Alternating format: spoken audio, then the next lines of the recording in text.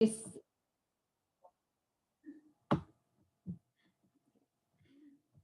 are starting a new series this week on extending the table, and Corolla had seen the Hoffman-Sau Church had that as a title, and we stole the title. I have no idea what they're actually doing in terms of their focus and scriptures, but we like the title. And Barb Yoder was our worship leader in person today and brought her Extending the Table cookbook, which I forgot existed, but it has recipes from around the world.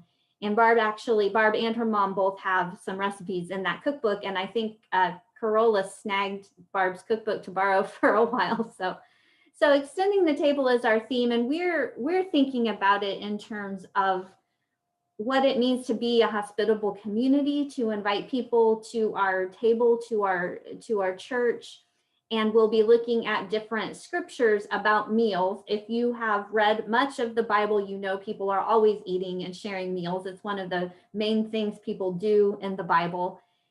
And that got me thinking about meals that I've been part of when I was kind of an outsider and people were welcoming me to the table. And the first experience I thought of was when I decided to join a mystery book group discussion. There was a flyer up at the Raven, and I thought it would be like a fun way to get to know. I mean, one thing that happens when you're a pastor is you kind of only know other pastors and the people who are in your church. So I thought this would be a fun way to get to know other people. So I showed up. You know how you do when it's a new group, like a couple minutes early, because you don't want to be late, but you don't want to be like awkwardly early. And it was very obvious. It was at the Eldridge Hotel restaurant, which is already not quite a fully inclusive location to have a group meeting. And it was very clear when I got there that the other 10 to 12 people had been there for a while. They were kind of already in the middle of the discussion 2 minutes before the group was advertised to have started.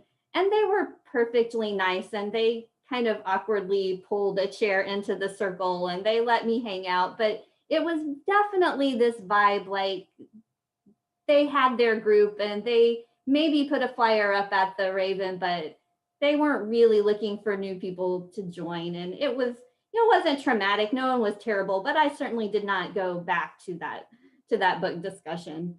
But the other experience I was thinking about was when my family has gone to the fast breaking meals during Ramadan at the Islamic Center. And I know some of you have been able to go to those as well. And that was a completely different experience. That was a situation that could have felt really awkward, right? Because it's a whole different faith community. You walk in and you have to take your shoes off, but they made it comfortable. And that, there were people welcoming you and explaining, where to put your shoes. They talked about what Ramadan was and why they fasted.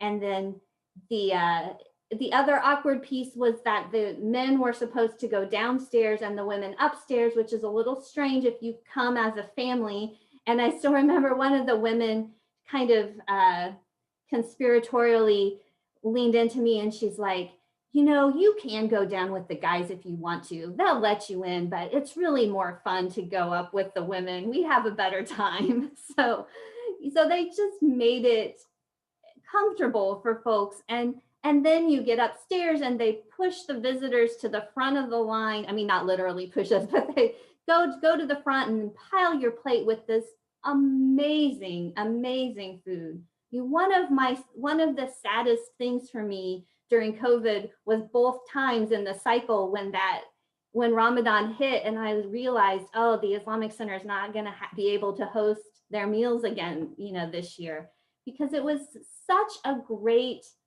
experience of being welcomed to the table. And it makes sense, right? I mean, Islamic and Jewish and Christian folks, we are the people of the book. And so Abraham is an ancestor to all of us. And this hospitality is an important value for that culture. And we see that in the story from Genesis that Katie read to us. And I don't usually do like pulling out specific points kinds of sermons, but this morning I do just have six things that we can learn about hospitality from this story of Abraham and extending the table. And the first thing, and maybe the hardest, according to our in-person discussion, I think maybe one of the hardest things is to be interruptible, right? Abraham is not expecting these people. They just show up. He seems perfectly comfortable laying under the trees, enjoying the day, but he allows the strangers to disrupt his plans. And usually, to be fair, our plans go beyond laying under a tree in the middle of the day. We may very well have some really important things to do, but you can't always plan when people will need hospitality. And you have to have a sense that it's okay to be interrupted, to offer that hospitality to people. The second thing is to be uncomfortable. If we backed up just a little bit, we would know Abraham is laying under the tree because he's and all the males in his household have just been circumcised for the covenant that God commanded. And so he's healing.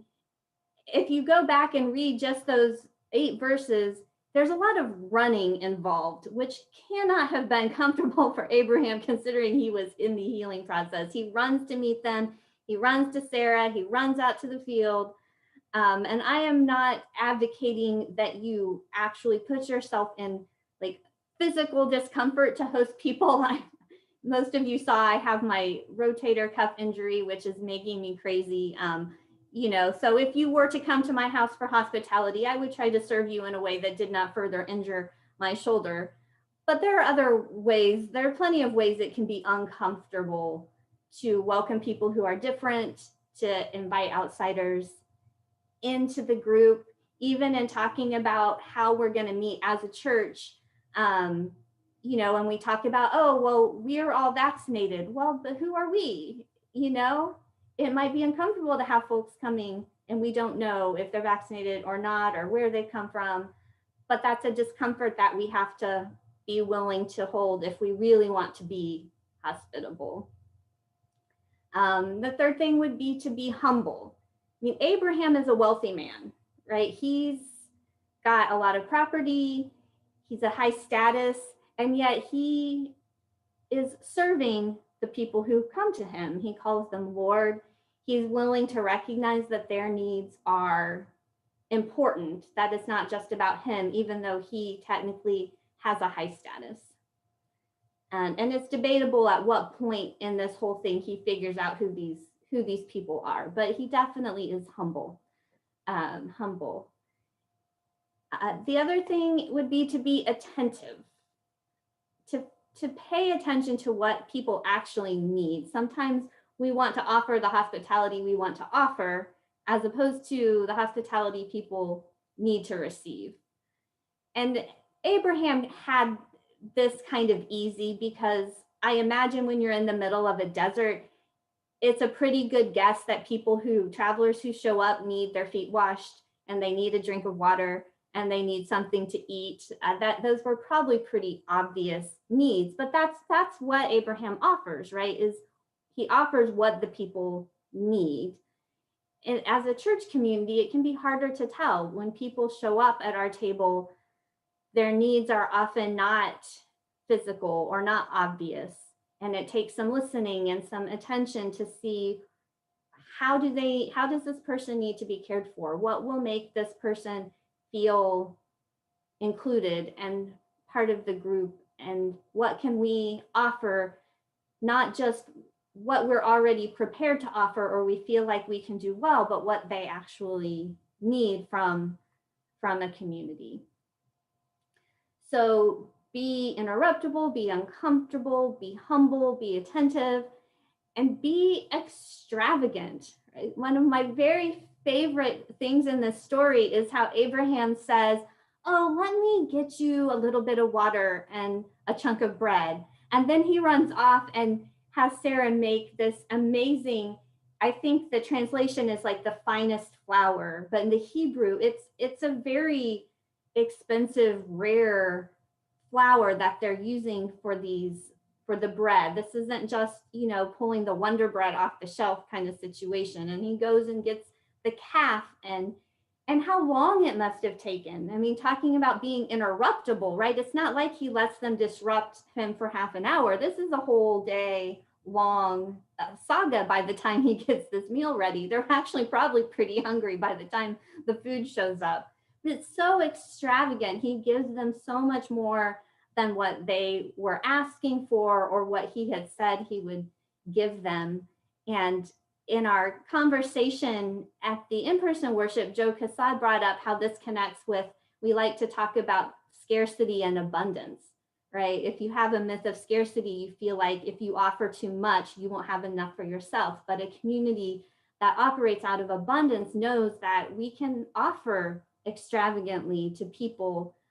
And that doesn't mean we'll have less for ourselves. It means there's more in the community for us to share with each other. So I love the extravagance of this. And the last piece, I'll admit the first time this week when I read through the story to think about preaching it, I was irritated with Abraham because other people really do most of the work and then he takes all the credit, right? Sarah's the one who makes the bread and the poor servant is the one that has to do the messy butchering and dealing with this life. I mean, all Abraham does is pick out the cow and then Abraham gets to take it to the people and present it as if this is like his great offering.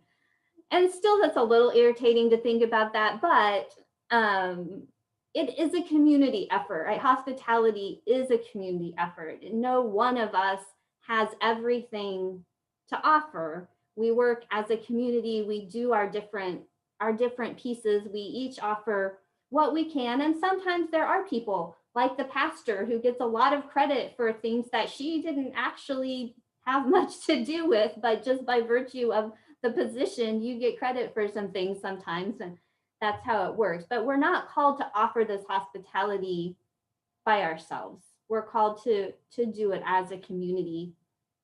And that's why I like the metaphor of extending the table, because that is this idea of we're gathered around the table and we all together make space and room to welcome more people to the table. And of course, for Abraham, it ends up that these three travelers are divine. They're angels in the Jewish tradition. They're Gabriel and Raphael, and I still can't remember the third one, but they're all named the angels. And maybe you'll have an actual legit angel show up at your door, which I would love to hear about. If that happens, let me know. Probably not. Probably there'll be kind of just normal folks that show up. But these normal folks that show up are created in the image of God. That's what we believe, and that's how we act. The Benedictines, I get to hang out with some Benedictines this summer, and one of their principles is to welcome everyone as you would welcome Christ, to recognize that presence of God in each person and welcome and offer the hospitality to whoever shows up, as if you are offering hospitality to the angels, to God. So I think this is a good story for us to start with and to hold on to as we think more about how we can offer God's hospitality to as a church and also in our own lives as well.